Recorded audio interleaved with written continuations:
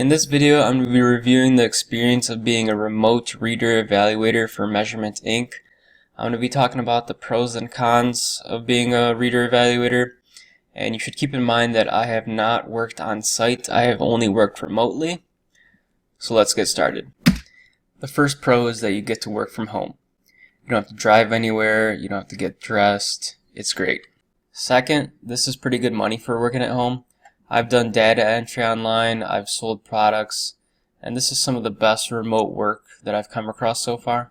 Finally, the work becomes really easy after you've been doing it for a couple weeks, or at least it got easy for me. I personally was doing ELA research. It really just became like sitting at my desk for the scheduled amount of time that I was set to work for, which I guess can kind of be soul-sucking, but it is one way to make money. Now to the things that aren't so great. The hiring process was just terrible. It took over 4 months for me to go from submitting my application to actually getting my first day of work. So I don't know, maybe I was just a little bit unlucky and it won't take you as long to get to your first day of work, but for me it took forever and the process was just terrible.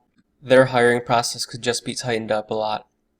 So if you're waiting to get to the next stage in the hiring process, all I can recommend is you hang in there and try and stay busy with something else.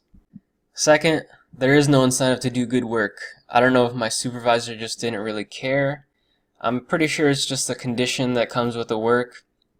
And when there is no incentive to do good work, to me, the work is just not fulfilling.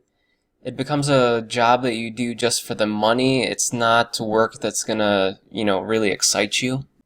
Next, if you're only working remotely, it's basically a dead-end job. If you want to move to the next level of being like a team leader, I'm pretty sure you have to work on site.